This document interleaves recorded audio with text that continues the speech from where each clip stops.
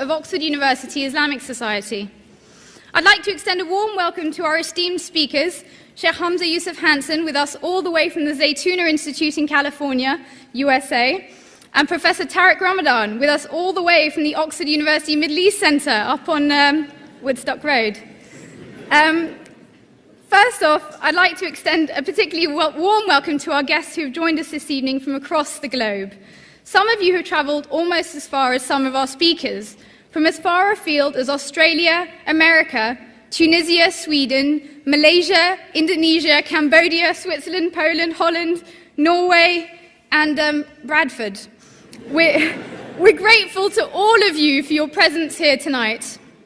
We're also delighted to welcome our professors and fellow students from Oxford University, as well as our fellow academics from universities such as Cambridge, Sussex, Warwick, SOAS, LSE, and many more.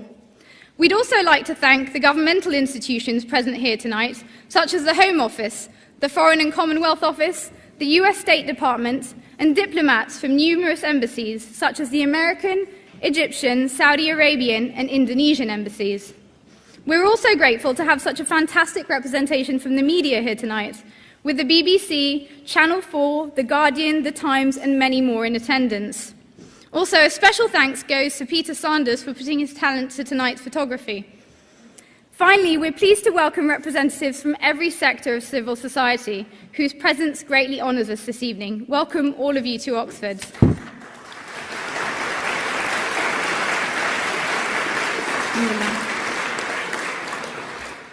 Oxford seems a fitting setting for the hosting of this event.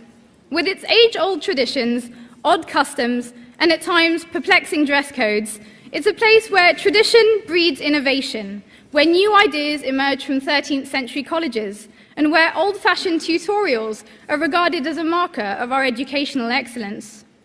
Those who come to Oxford realise it's much more than a university. It's a culture which blends its history and respect of its traditions with a conscious and selective appropriation of modernity.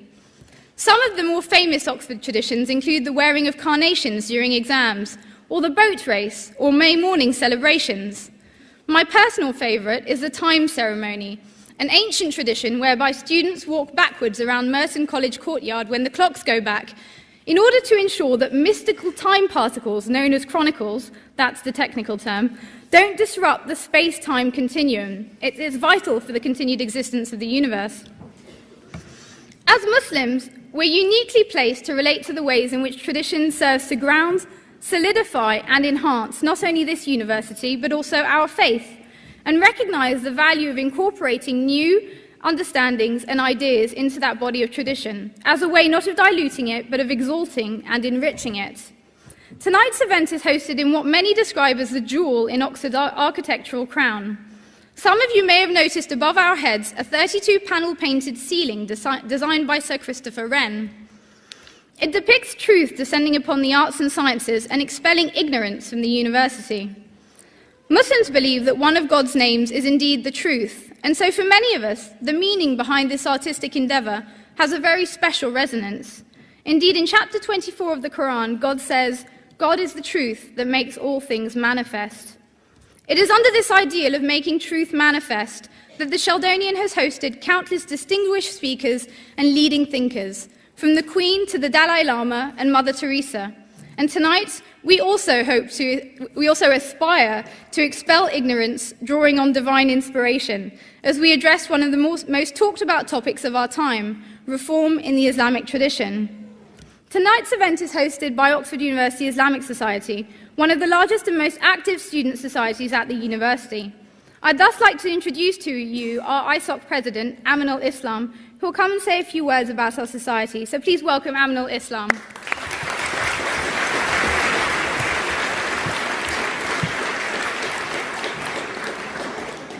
Good evening, ladies and gentlemen.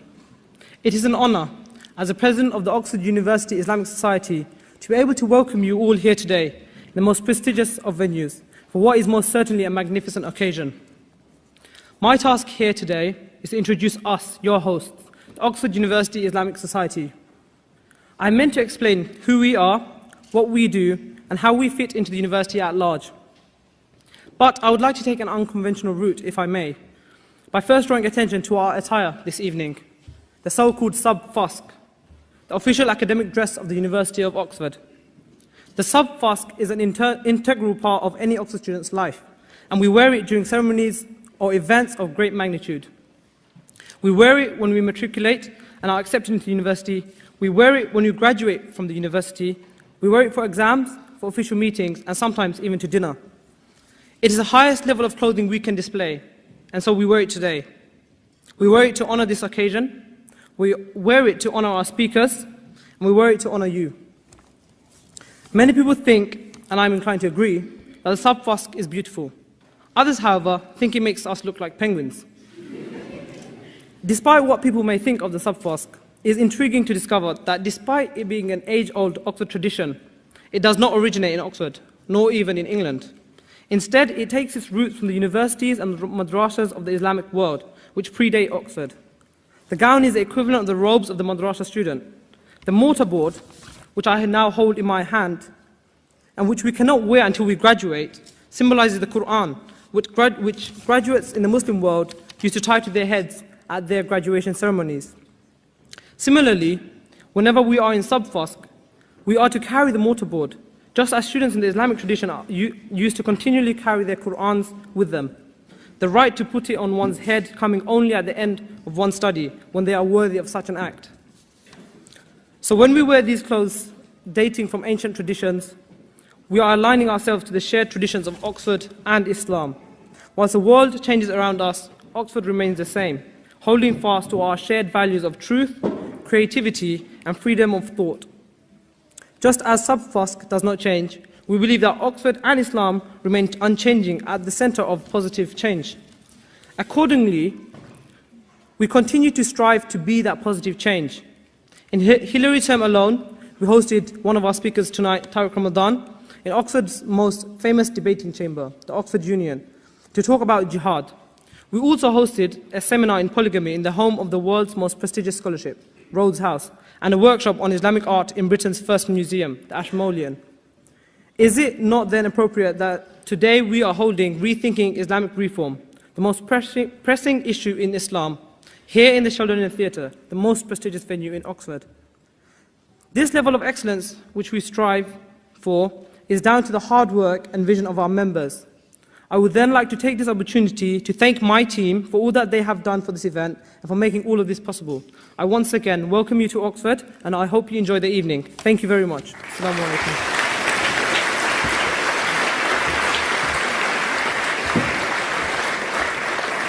Thank you, Aminul.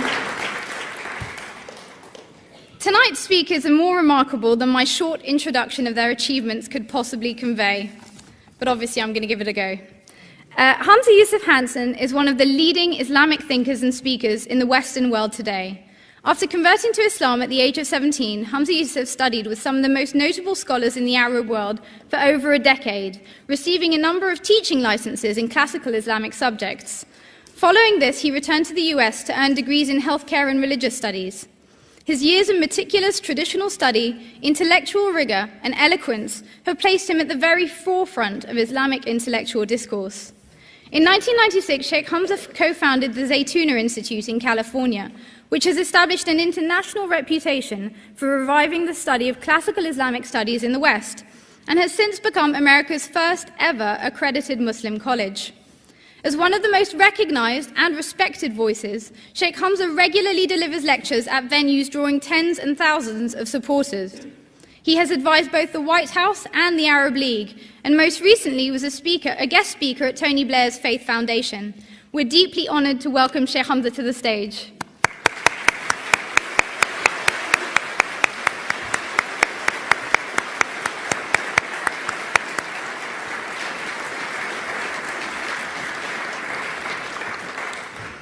Professor Ramadan is one of the world's foremost and renowned intellectuals in Islamic academia. Born in Geneva, he has a PhD in Arabic and Islamic studies and received intensive training in classical Islamic scholarship at Al-Azhar University, Cairo.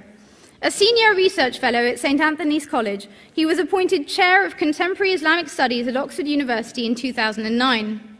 In addition to serving as president of the Brussels-based European Muslim Network, Professor Ramadan works as an expert in various commissions linked to the Brussels Parliament.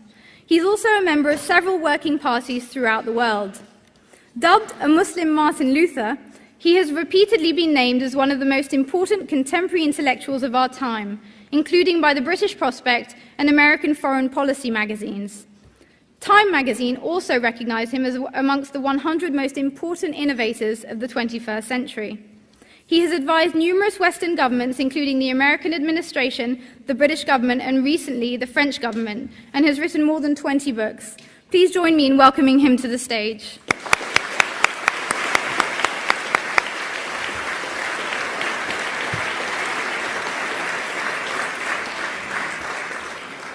Tonight's event will be chaired by head organizer and former ISOC president himself, Imad Ahmed. I'll hand over to him now to present tonight's topic. Welcome, Imad.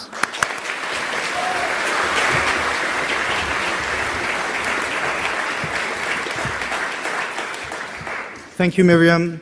Actually, Miriam is one of our stars in the Islamic Society. She is our media representative and regularly represents us on many pertinent issues to a variety of media outlets.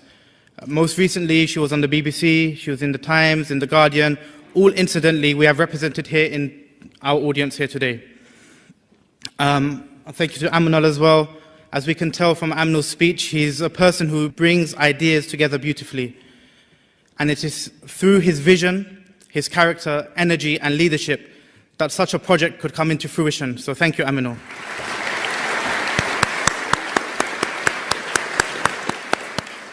Now, moving on to the event itself, it's strange to think that this just started as an idea amongst some friends, and now it's turned into something of this magnitude. Our distinguished audience on the floor, with representation from the government, policymakers, think tanks, scholars, and community leaders, is a testament to how important the question of Islamic reform has become. Yet the notion of reform itself, despite being one of the most oft-repeated, remains ill-defined. The title of our conference itself is a victim of the ambiguity that surrounds this discourse. Indeed, in a conversation that we had with Shaykh Hamza a few days ago, he began to unpack the title, Rethinking Islamic Reform. Well, what do we mean by reform? Do we mean theological reform, political reform, structural reform? And what is inherently Islamic about the reform that might take place or should take place? And to use the word rethinking, when we say rethinking, are we implying that reform has been sufficiently thought about such that we need to think about it again? In spite of the lack of clarity as to our definitions, this catch-all term of reform has spurred many projects with diverging aims and contradictory trajectories, often with institutional support and indeed governmental support. Some have considered the efforts of many reform projects to be wholly counterproductive, if not inattentive and offensive to the Muslim community. Most recently, a House of Commons committee highlighted the sensitivity of the issue, reporting that much of the effort towards reform had been stigmatizing and potentially alienating to the Muslim community that these projects were claiming to serve. In fact, we are pleased to have Dr. Phyllis Starkey, who headed the publication of this government report, here today in our audience.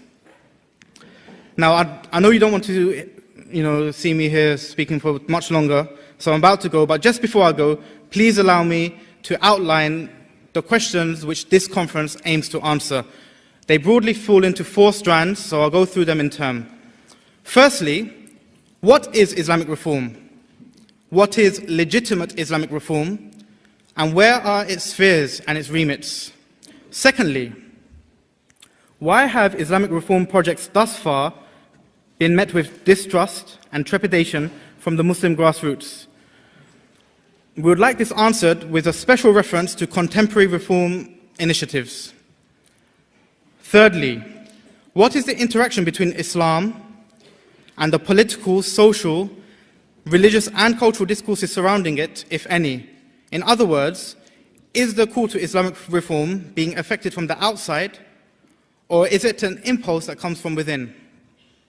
And finally, perhaps quite pertinently with the new government, with our new coalition government, what roles, if any, should governments play in Islamic reform, and what are the challenges they face?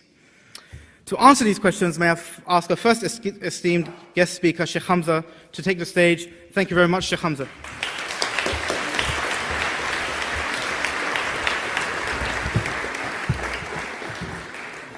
Bismillah ar-Rahman ar-Rahim. Allahumma salli wa sallam ala Sayyidina Muhammad wa ala alihi wa sahbihi wa sallam tasliman kathira wa la hawla wa la quwwata illa billah al-ali al-azim. In the name of God, the merciful, the compassionate, and peace and prayers be upon all of the prophets of God and upon our Prophet Muhammad. Alhamdulillah. I'm going to try to address each one of these points that I've been asked to address, but before that, I'd like to preface my remarks by talking about a specific problem that we have when we look at the Islamic tradition, when we look at Islam as a faith, and when we are addressing an audience that contains both peoples from the Islamic faith of various, obviously, types and backgrounds, and then of Western people. In science, you have what are called non-complementary paradigms. And to give an example of that, Newtonian physics is a certain way of viewing the world, and it works at a certain level. But if you attempt to apply Newtonian physics to quantum mechanics, it doesn't work. You have a non-complementary system attempting to address things that are very different and need a different language to describe them and a different theoretical basis to make sense of them. In many ways, the post-industrial, increasingly postmodern Western liberalism is akin to quantum mechanics, and the Islamic tradition is more akin to Newtonian physics. And so when the two of us attempt to talk, we're speaking completely different languages. And it really creates a massive barrier. Let me give you one example. One of the fundamental premises of the Islamic tradition is that human activity has metaphysical impact. That what we do in the world is actually reflected back to us through the world. So natural disasters are not seen as simply events that happen because of tectonic plate shifts, but there's actually a relationship between human behavior and between what is happening in the world. For many, many Western peoples now, that idea is a quaint, superstitious, historical idea from a previous time, something very difficult for Western people to actually relate to. One of the problems with that idea, however, and I do put this caveat, is that many Muslims will use that as a way of pointing the finger at people and saying, this is why it's happening. You're an evil person and therefore God is zapping you. That is also a major problem because there's nothing in the Islamic tradition that permits one to do that, because it is arrogating to oneself the judgment of God, and that's simply not in the realm of a human being to do. And so that's a very important point. Another aspect that is very difficult for, I think, Western peoples to relate to is the fact that the primary texts of Islam are 1,400 years old. And it is very difficult for Western people to understand how you can use a text that was written 1,400 years ago to have anything to do with modern legislation. This seems really quite incomprehensible for many people. And to give you an example, in the United States, we have a 200-year-old document. It's actually older than 200 years, but we have a document that is a little older than 200 years called the Constitution. It's the basis of our legal system. In the arguments that we have in the United States of America, we have arguments around what they call strict construction and loose construction, how we interpret the Constitution, originalism versus a living Constitution, the idea of what's called textualism in our tradition, intentionalism. What's the intent of the framers when they said these things? And should we base it on their intent, even though they were speaking 200 years ago in a very different context? Or is it a living constitution that can be reinterpreted based on the changes of time?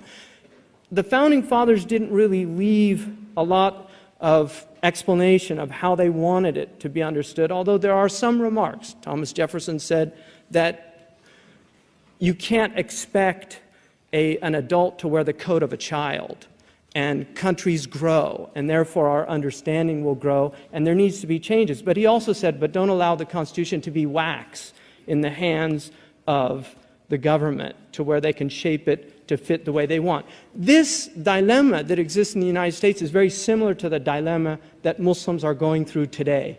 There are many Muslims that are arguing for a living Quran, as opposed to a type of textualist approach or intentionalist approach to the Quran. How do we interpret the Quran in the light of modern society? Now, the reason that I really wanted to drive that point home is because the problems of law and language are perennial problems. We still study Plato because Plato raises questions that are still pertinent to people living today. We still study Aristotle because Aristotle also addresses issues that are pertinent to people today. And so, in light of looking at the past to illuminate the present, I would like to honor a graduate of Oxford and an Oxford Don who I really like.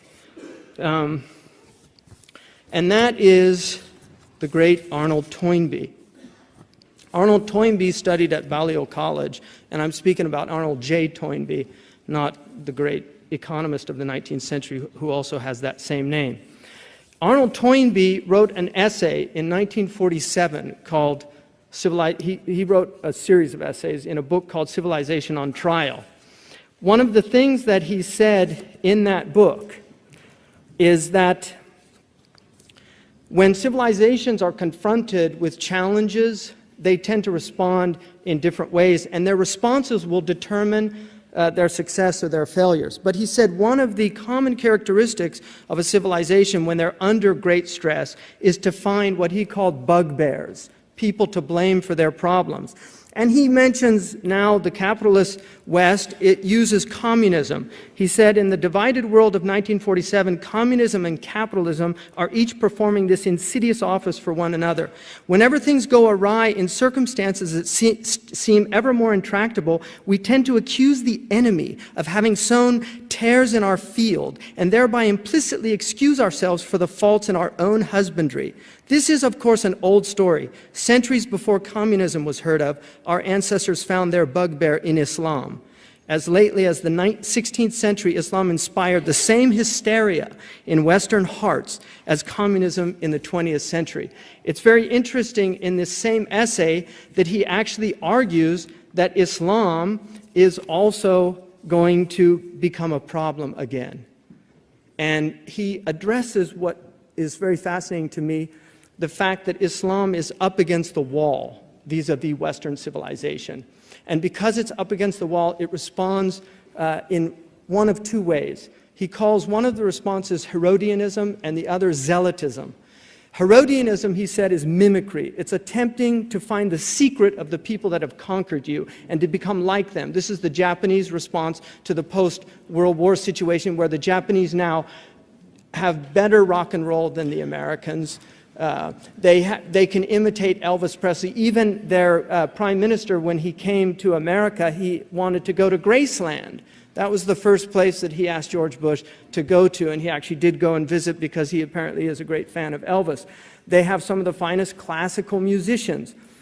This is very common for conquered peoples to imitate those who have conquered them. This is why Native Americans are often the last people wearing cowboy clothes, literally wearing the Levi's and the cowboy. They will embellish it with traditional beads and things, but this is something that happens. But he says the other response is zealotism, which is an attempt to fall back on the past in this rigid, nostalgic structure. And he identifies three places where he feels that this will be the biggest problem for the West in dealing with the Muslims. Saudi Arabia, Afghanistan, and Yemen. And it's quite stunning that he did this in 1947, and I would attribute that to the Oxford education. So we're looking forward to such prescient understandings of the future from these young Muslims that are coming out of here. But one of the things that he says is that the problem with Herodianism is that the mimicry is always pale imitation. They can never become really as good as those that they're trying to imitate. And he says the problem with zealotism is that it is invariably a dead end, and it comes to a failure. Now, in terms of looking at Islamic reform today, I have a problem with the word, and I clarified it with Dr. Ramadan, and the word that he understands reform is islah in Arabic, which is a good Arabic term. Islah is the idea of rectifying something after it's corrupted. And it's a good word because the Prophet Muhammad ﷺ actually used that word when he said blessed are the strangers, and he was asked who the strangers were, and he said they are people who rectify my sharia, my way, after people have corrupted it. So he said, الَّذِينَ يُصْلِحُونَ الشَّرِيعَةِ بَعْدَمَا أَفْسَدَهَا النَّاسِ. The importance of that tradition is two things that can be immediately gleaned from it. One is that his sharia does get corrupted by his own testimony, that it can be misunderstood, it can deviate from its original intentions. But then the other thing is the need for people to rectify it, this islah, this idea of rectifying it. Now, the problem for me with the language reform is more of a Christian term coming out of the Protestant Reformation, which was a response to the abuses. And I know it's the most radical of the Protestant Reformation came out of Switzerland. So so Zwingli was actually more radical than Martin Luther. But the end was the banking state of Switzerland, and this is often the danger of reformations, because there's a wonderful statue of Calvin in Geneva, because the bankers loved the fact that the Protestants allowed for usury, whereas the Catholics opposed usury, and now we're living in a world that is economically disintegrating before our eyes because of this hegemonic banking madness that is so out of hand. But the idea of reform, of Islamic reform, is an old idea, and the idea of using a language that comes out of another set of historical problems, for me, is problematic. My own teacher, Shaykh Abdullah bin Bay, when we spoke about this, I asked him, and he speaks French, and he knew he knows the history of the Reformation and the use of the term, and he said that he preferred the word renovation and use that as French, because it's closer to the idea of tajdid. The idea of reformation, because reformation can be a complete restructuring of something, whereas in the Islamic tradition, the idea is that the house is fundamentally of sound, it's of sound foundation, but it often needs renovating. It needs renovating. Sometimes the faucets aren't working anymore. The water's not flowing. People aren't getting fresh air because the windows can't be opened. So you need people to come in and renovate the house. And this is the idea. Now, this process has been going on for centuries. There's an idea, what's wrong with the Muslims? Why won't they change? If you look at the Muslims today, the Muslims of the 19th century would not recognize the Muslims of today. The radical changes that have occurred in the Muslim world in the last 30 years, let alone the last 100 years, are beyond belief. If you look at Arabic culture, and the fact that MTV, that there is a Muslim version, not a Muslim, but an Arabic version of MTV, which is as racy as the MTV that people experience in the Western Hemisphere. Now, people like an Osama bin Laden, who turns that on and sees that, literally will pull their beards out because it's incredibly traumatic to see something like that happening in their culture. The Arabs pride themselves on what's called ghaira. In Urdu, it's translated as ghairat. Urdu people say that's where the Arabs got it from, but it's actually the other way around. Ghaira is the concept of, it's a type of jealousy. It's the idea of coveting something so much that you're willing to fight for it. And I don't think people in the West can really appreciate anymore the degree to which this virtue in Islamic and Arabic tradition is still upheld. I certainly believe that that was a far more dominant virtue, say, in the 19th century in the West, but it's certainly something, now it's a very much live and let live attitude. And there are reasons for that. 2 world wars in Europe have led to a certain way of looking at the world. The crises that happened in the West because of 180 million people dying. We tend to want the Muslim world to catch up with us. What's wrong with you? Why can't you catch up with us? And yet we don't realize that we have been through, in the West, so much trauma to get to this point that we're at. And the Muslim world had a different set of historical traumas, much of it, in fact, a result of colonialism. So we have very different historical circumstances. Now, in terms of what is legitimate renovation or tajdeed, I would argue that the Islamic tradition is a vast tradition. The Islamic tradition is largely unread. Even people now that are studying in madrasas, studying at Sharia colleges, do not go deeply into this tradition. This is simply a fact. One of the things, I'll give you one example. When I wrote a paper on female prayer, because this was an issue a few years ago, years ago when I was a student in Mauritania, I remembered in a book that Ibn Ayman from the Maliki madhab considered female prayers was permissible in that madhab. And I remember as a 21-year-old student underlying that. I actually went back to the book and found my underlining that statement. When I studied the prayer issue, I was so struck by the fact that not only was it debated early on, but there were multiple opinions. Imam Tabari considered it permissible for women to lead the prayer if they were more qualified than men, to lead men in prayer. Ibn Taymiyyah himself permitted women to lead men in prayer if they were illiterate and she was literate. He just said she should lead from back because she might distract the men if she was leading from the front. Ibn Taymiyyah permitting a woman to lead men in prayer. Right? I mean, this is the tradition. It's all there.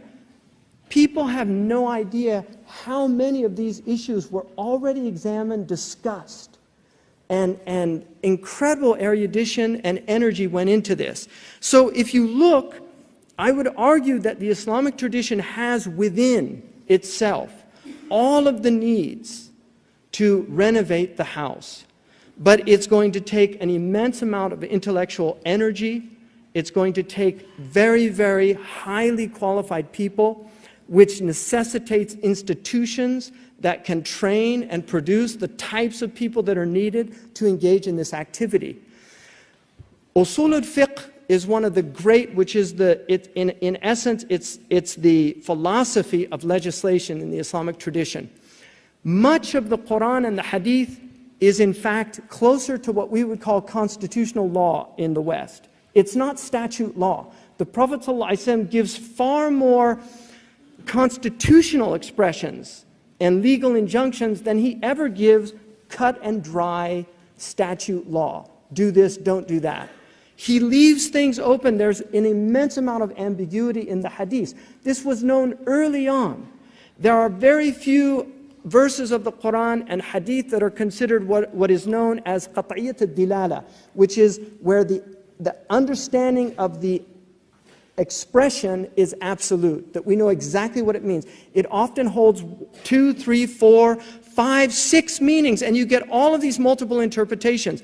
The other thing that's so extraordinary about our early scholars is that they were very well aware of what we would call in the West fallibilism, that they were not dictating God's law in their jurisprudence. They were dictating the mujtahid or the individual's understanding of God's law. In fact, Ibn Qayyim al-Jawziyya in I'lam al-Muwaqqi'in has a chapter entitled The Prohibition of Calling a Fatwa the Ruling of God. The prohibition of calling a fatwa the ruling of God. The fatwa is a personal opinion of a mujtahid in attempting to understand the intention of a text. Moreover, the fatwa was known and understood to be specific in many cases to time and place. This is another aspect of fatwas that are rarely understood even amongst people that are trained in classical Islamic education. The Hanafi school believes that the place actually affects the ruling, even though the other three schools do not in the Sunni tradition. So if you're in England, there are certain rulings that would be permissible here that might not be permissible in another place. Other scholars argue no. But these are the differences of opinion and the nuances. This is another aspect. The Muslims have always recognized diversity and difference of opinion. But we have what are called thawabit and mutaghayyirat in our Islamic tradition. The thawabit are things that do not change. They cannot be reformed. One of them is our basic understanding of God, our basic understanding of prophecy, our basic understanding of eschatology, of what happens after life. These things are fixed and eternal. They don't change with time and place. God is all-powerful, omniscient. He speaks, and He has no gender, even if we use gender language to express the divine by the limitations of language. But Muslim theologians were always clear, there is no gender to God. God is neither male nor female, transcendent. So that aspect cannot change. What changes then? The changes are our understandings. But those understandings have to be based on following rigorous principles. The first and foremost is they have to be within the context of the language in which the revelation was revealed. And this is why, as opposed to living constitution, the idea that the language and the intent of the framers of the Constitution have no relevance to us today. This is a debate. This is a very important departure for the vast majority of Muslims with certain reformist movements today. The idea that somehow we can reinterpret the Quran in the light of 21st century language. The Quran was written in Arabic of the 7th century. That Arabic was preserved to a degree by which only people who really have studied this tradition understand. It is one of the great human achievements, the preservation of the Arabic language, the exact meanings of every single word that is recorded in the Quran, of all the words that are recorded in the Hadith, and having to prove what those words mean. And on rare occasion, saying we can't ascertain the exact meaning of this word or the multiple possible meanings, like the word ib, which is in Surah Abasa. So, the Muslims, jurists, traditionally believed that you could not go outside of the language. You were confined by the language. Now, the other aspect of this, which is very important, is they were always aware of the ambiguous nature of language. The Quran is open to multiple interpretations and multiple meanings and will be until the end of time. Verses can be reinterpreted in the light of new knowledge and have and will continue to be. So, the Islamic reform or tajdeed that's happened in the past, we have many examples of that. But I would look at a few that occurred in the 19th century. In the late 19th century, with the colonial incursions, there became a response to the Western colonization of the Muslim countries. Some of those responses involved attacking Muslim spirituality because they believed, like Muhammad Abdu and others, they believed that the Muslims were far too otherworldly, that the Sufis had taken hold of their understanding to such a degree that they really forgot about the world itself. And so the emphasis then was to focus on the political, the economic dimensions that had been ignored for so long. And so you got these reformist movements that were essentially political and economic attempts at redressing the real problems in the Muslim world, educational problems, the fact that things like engineering were so widely ignored, attempting to redress the problems of Muslim universities. Al-Azhar is a good example of that. Al-Azhar was traditionally only where people were trained in Islamic tradition, and now it is a multi-dimensional, multi-faceted university. That was an attempt at reforming the problem of limiting Islamic universities simply to the subjects of Islamic tradition.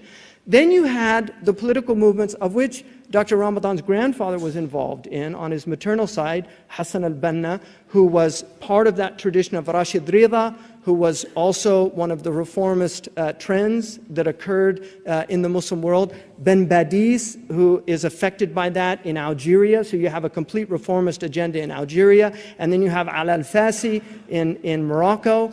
These are all happening on top of the Wahhabi reformist movement that was happening even earlier than that in the 1780s, 1790s, and then it's reinvigorated with King Abdulaziz's conquest of the Arabian Peninsula. These are all attempts at reform, of dealing with the collapse of the Muslim sovereignty and the Muslim ethos. One of the great traumas of the Muslim world was in 1924 when the Ottoman Caliphate officially dismantled. There was a conference in Mecca that was done to reestablish it, to appoint a new caliph. The head of that conference was Muhammad al-Zawahiri, who was the grandfather of Ayman Zawahiri, the companion of Osama bin Laden. He was the Shaykh al-Azhar at the time. I mean, this is quite extraordinary. Ayman Zawahiri's grandfather on his maternal side wrote the Egyptian constitution. He was one of the most important people in designing the Egyptian constitution. He comes from a very traditional, very aristocratic Egyptian family. So what happened between Muhammad Zawahiri and Ayman Zawahiri? I mean, how did that chasm occur to where you end up responding instead of the famous statement of Muhammad Zawahiri in 1924, after they couldn't elect a caliph in Mecca, he said, let's do the janazah prayer over, which is the funeral prayer of the Muslims, over the nation of Islam. That was Muhammad Zawahiri, his grandfather's response to the inability to elect a caliph. Now, what's happening now as you get this extraordinary postmodern environment that we're in now, where the internet has opened up all of this extraordinary exchange of ideas, and you have many, many Muslims that have migrated to the West, have imbibed Western liberalism, have imbibed many of the concepts of the West. They're struggling. There is a lot of soul-searching going on.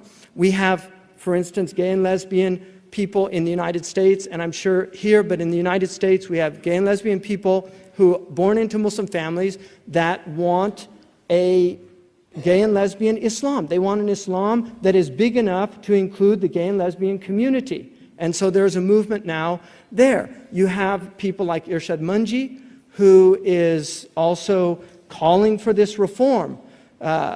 The misunderstanding, I think the trouble with Islam today, becoming a spokesman for a certain type of progressive movement. The question is, why is there so much distrust and trepidation by the Muslim grassroots? I would say the fundamental reason is because Lord Cromer, and I don't know if he went to Oxford, but Lord Cromer, who was the governor of Egypt, a close friend of Muhammad Abdu's, said, a reformed Islam is not Islam. And I would argue that that is true and that's not true. It's true in that the fundamental thrust of Islam is that it was a reformist movement to begin with. Islam was redressing the problems that they saw inherent in Christianity, the sectarianism. People have no idea the number of sects of Christians that existed in the Middle East at that time. The Nestorians, the Jacobites, the Arians, the Byzantine Orthodox, the Catholics, all of these different groups. The Malibari Nasranis, who are still in existence in India, had to flee to India, who were Semitic Christians like Ebionites.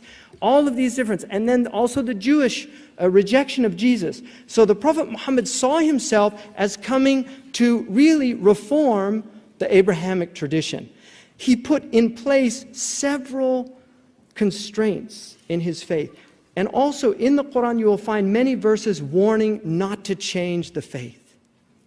There are many warnings about this. The Prophet, one of the most fundamental concepts in Muslim consciousness is the idea of bid'ah, is the idea of innovation, of changing the structure of things. And this is why the Muslims are very, very wary of messing with the calibration of this religion. This is why when they see new ideas like this, they tend to react. This is the grassroots of Muslims. This, I do not believe, will change for any time soon. I really don't. I think that you will find, and in the Muslim world, this is particularly acute, far less so here. I think Western Muslims are extremely tolerant of many divergent opinions. Even the spectrum of our understanding is quite broad, and what we allow to go under the umbrella is much broader than in many places in the Muslim world. Not all places, but in many places in the Muslim world. But the Muslims historically have been very tolerant of dissent. Now, there is an argument here about British Islam, and I want to talk about that and then make my closing remarks. There's an argument somehow that the British Muslims need to assimilate. They need to fully become British. And there's this problem with multiculturalism. Multiculturalism is threatening the cohesion of our society. I'm amazed at the idea of cohesion. I'd like to see it, where all this wonderful cohesion is. I think people that are in their 70s in this room can remember how cohesive neighborhoods were 60 years ago, 70 years ago.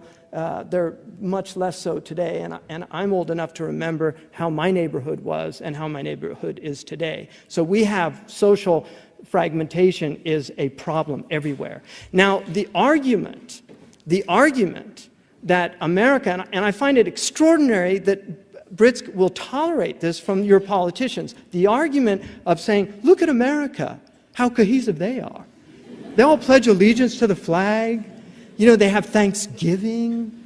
You know, everybody has a national turkey day. And, you know, why can't we have a national pheasant day? Or maybe that's too upper crusty. Maybe a national shepherd's pie day. You know. So, I mean, what's fascinating to me about this is, first of all, America has always been a multicultural society. We have never been a cohesive society. We have people in America that speak their own forms of English. Really. And British people would say we all speak our own form of English in America. But, you know, look, we have people, I can't understand them. We have a language called Ebonics. We have a gumbo language, fiddle-eye and a gumbo pie and a filet gumbo. For tonight, I'm going to see my Mashera Mio. I mean, do you understand that? I don't understand. It's a Hank Williams song. I mean, he knew what it was about because it's a Louisiana dialect. I don't know what it is.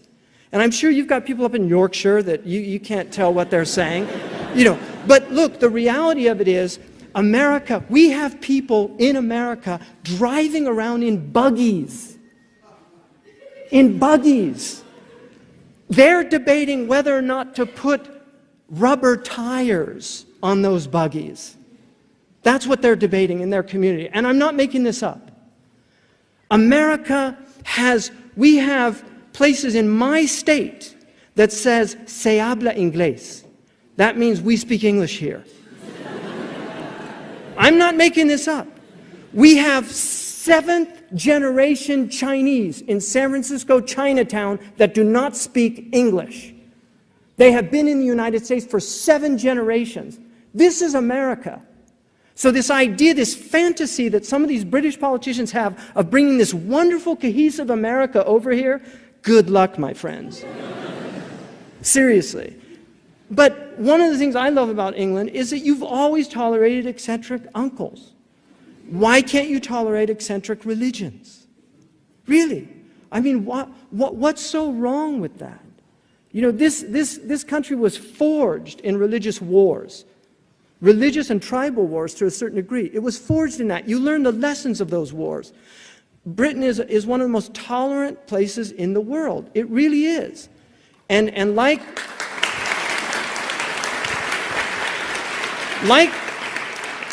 Dorothy Sayers, one of my favorite theologians, she's a mystery writer too, but she was also a good theologian.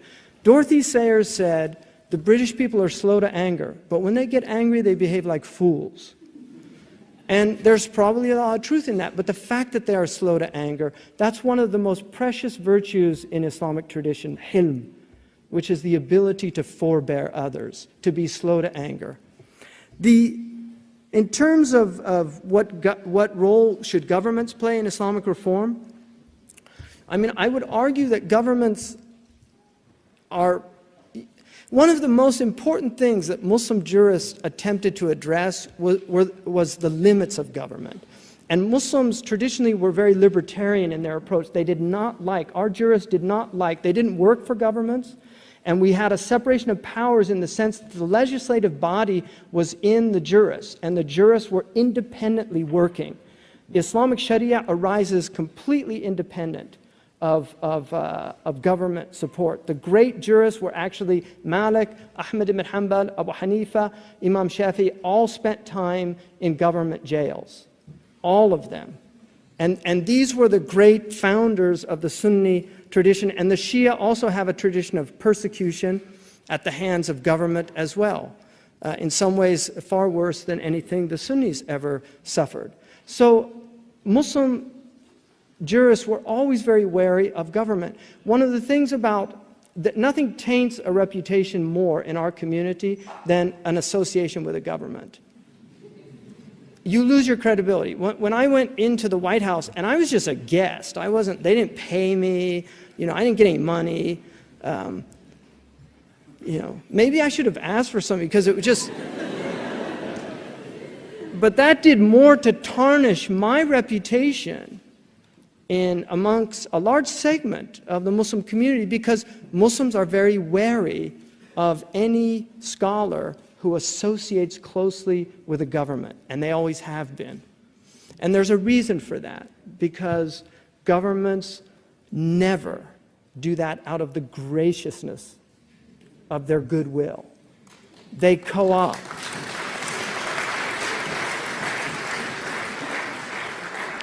And when George Bush made a reference to "we're not at war with Islam," the CNN camera immediately flashed on me,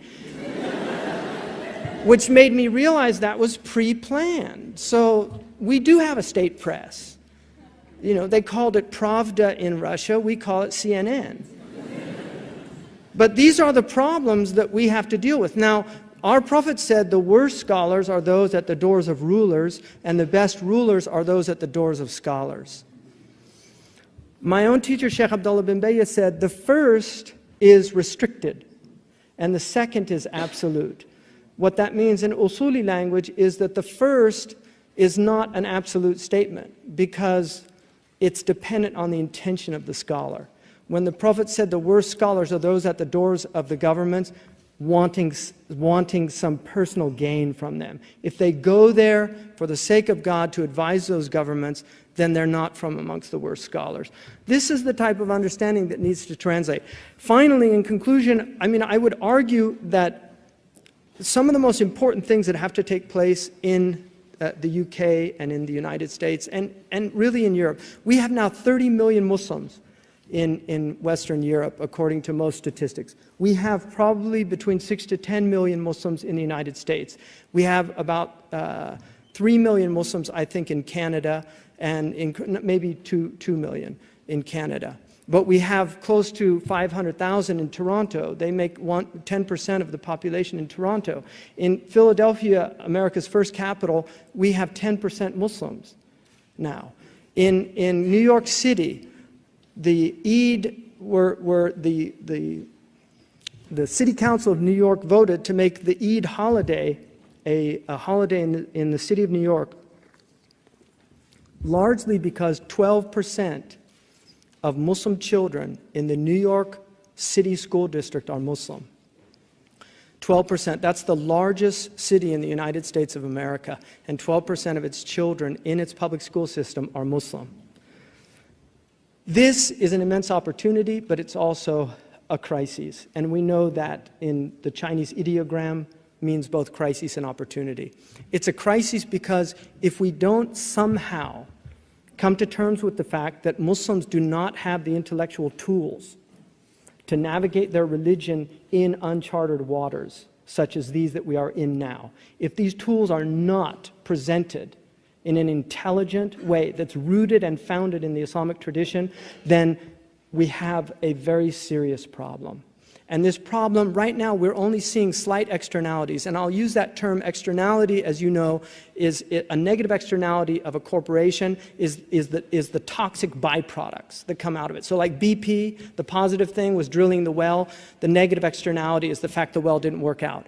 Well, religions have negative externalities as well. Things go wrong. People go wrong. We have Muslims that are negative externalities for the social body. Now, people leave it up to BP to deal with the problem, but sometimes the problem is bigger than BP. Sometimes you do need governments to come in.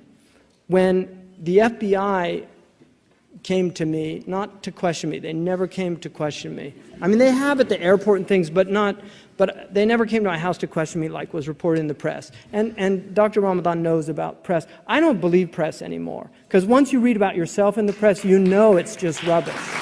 You know. And Wikipedia, my goodness, you know. So the FBI, I told them, look, my wish, you know, really, my wish is you guys get it right. Really. This is a criminal problem. These are criminals, and they need to be stopped. Extremism is as American as apple pie. We have extreme sports.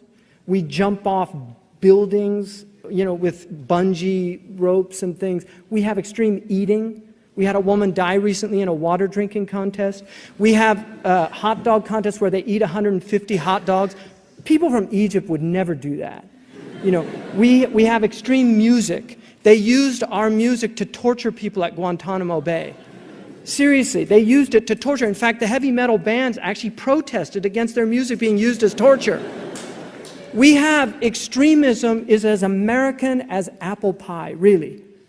The problem is not extremism. Extremism is a human problem, but it's always been there. It will always be there. The problem is violence in a civil society.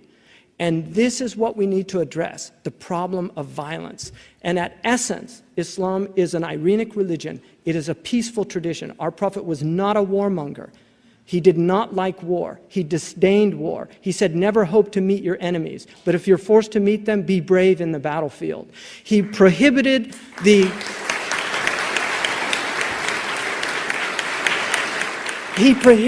killing of civilians.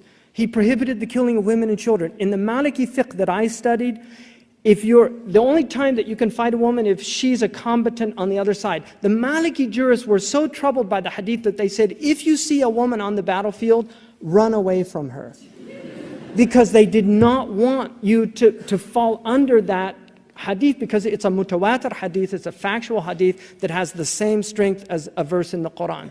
Now, I want to close and end this by saying one of the greatest problems we have is we have what I call Shaykh Googles, weekend muftis. We have now a loss of authority in our tradition. This has led to people like what they call Shaykh bin Laden. Somebody called me up on a recent Arabic program and said, what do you think of Shaykh Osama bin Laden? And I just said, first of all, what do you want from the question? Do you want me to be, if I answer, oh, he's a great guy, to be in Guantanamo Bay tomorrow? I mean, is that kind of the idea? Or what, you want, you know, I think he's terrible. But who made him a sheikh? Really, who made Shaykh Osama bin Laden a sheikh? Osama bin Laden is an accountant.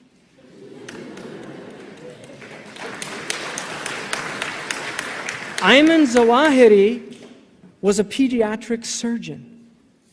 And these people are giving fatwa from caves in Afghanistan, telling people to kill people. Now, their fatwa is based on a famous fatwa from Mardin.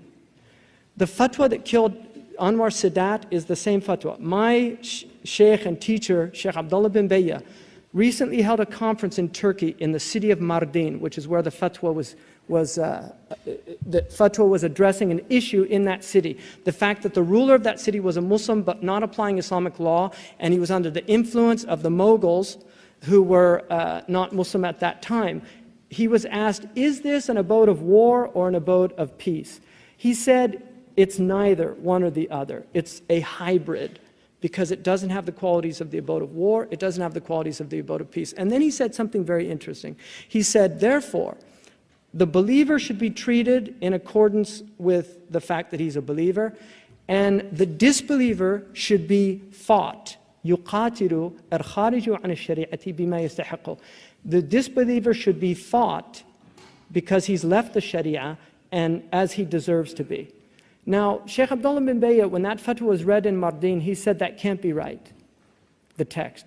The ulama that were in the audience, some of them, some of the biggest ulama in the Muslim world, all said, Shaykh, don't change the fatwa. It's Shaykh al-Islam's fatwa. We can address the problems of the fatwa, but don't change the text of the fatwa. Shaykh Abdullah bin Bayya insisted. He said, no, something is wrong with that text. It doesn't work in the Arabic language like that. When he got back to Jeddah, he went to another text and found that it did not say that the one who left the Sharia should be fought. It actually said, instead of yuqatilu, it said yu'amalu. He should be treated in accordance with him being a disbeliever. In other words, there are many rules that relate to disbelievers. Then he asked for the oldest copy in the Zahiriya Mektaba in Damascus, and it came back saying, in fact, that he should be treated, not killed or fought. That fatwa was published 100 years ago and has been replicated in countless editions of his fatwas saying that they should be fought. That is the basis of Abdul Salam Faraj's fatwa to kill Anwar Sadat. It was the basis of bin Laden's fatwa to kill the Americans and also to overthrow the House of Saud in Saudi Arabia. It's a misprint. They've based an entire philosophy on a misprint in a text that occurred 100 years ago. This is a crisis in our community, the crisis of authority. Who can read these texts and who can determine what they mean? Thank you very much.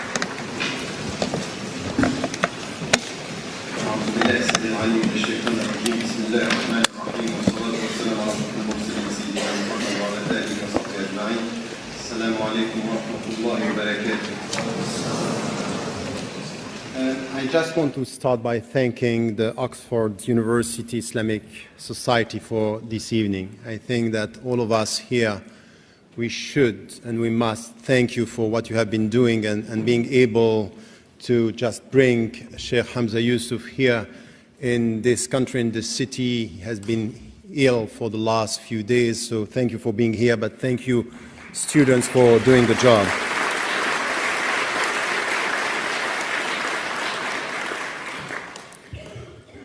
So let me come to this discussion, because I really think that here we are dealing with something which is a very serious issue. And as you will see, we may have some common ideas and disagreements on some of the topics and the issues, but I think that this is where Muslims around the world should come to a deep understanding and to open channels for intra-community discussions that are missing today and not done at the level which is needed.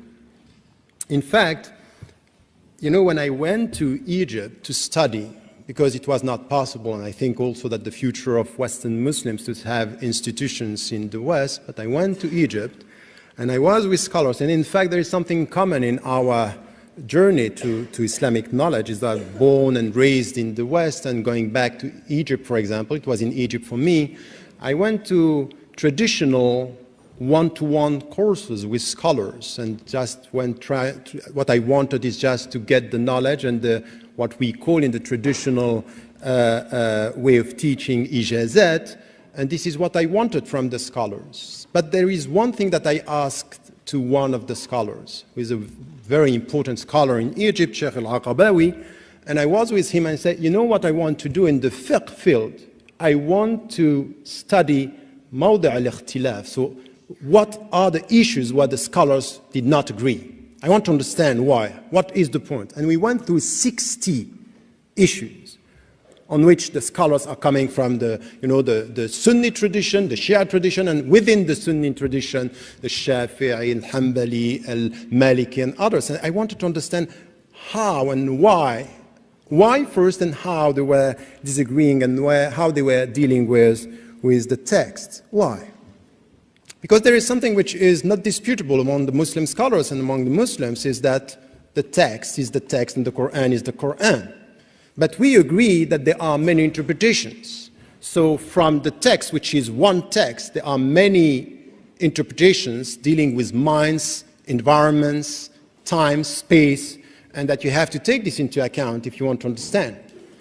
And the main point, which was very, very important for me, is that while I was studying at the same time with one scholar fiqh and with the other scholar usul al-fiqh, the point was very clear that if you take what is in usul al-fiqh, as Shatibi was saying, 14th century, he was saying something which was quite important, which is in fact usul al-fiqh, the fundamentals of law and jurisprudence, are in fact the philosophy of law, the Islamic philosophy of law, which is behind the scene, which is the old framework within which we think about fiqh.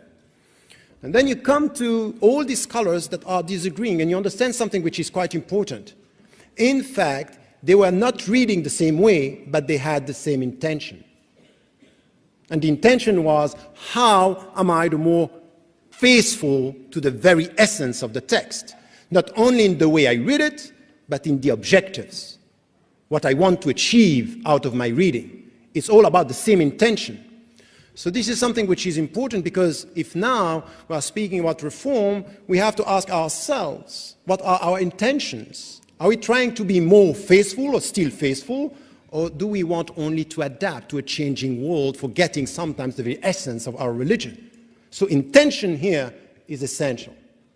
So there is something which is common ground that behind the scene, all the scholars, if we accept and agree, and this was my position from the very beginning in this vast tradition, as Hamza Yusuf was saying, is something which is quite important, is that it is sincere scholars are trying to be faithful. And there are many ways of being faithful depending on your understanding, your minds, because sometimes you can be sharp and sometimes you can be superficial. But to try to be faithful when your mind could be superficial is still sincerity, that you have to acknowledge this. So here there is something which is the starting point of the discussion for me. And then the point was not only, as it was said, because when I wrote the book, Radical Reform, Islamic Ethics and Liberation, I got some, remarks and feedbacks coming from Muslims saying, oh, this is a Western viewpoint. I say, no, I'm sorry. It's not at all a Western viewpoint. It's for Muslims living today. It's for contemporary Muslims facing the challenges of their time in the West as well as in Muslim majority countries. So how do we deal with contemporary challenges, and how are we going to deal with them and try to find solution in that field? And then this is where you get something which is important. You can spend hours and years and a life studying the scholars and the way they were dealing with the texts, and say, okay, at the end of the day, we must say something, which is, in the vast Islamic tradition, the scholars agreed not to agree, and that there are many interpretations, and that's it. There is an accepted diversity in Islam. And then you stop here, and you have to deal with literalists, the Salafiyya al-Harfiyya, the literalist Salafi, or the traditionalists that are following a very specific schools of law, or the reformist, or the Sufi, and that's it. But if you want to face up to the challenges of today, you may have to question the methodology. And the methodology is exactly what I went through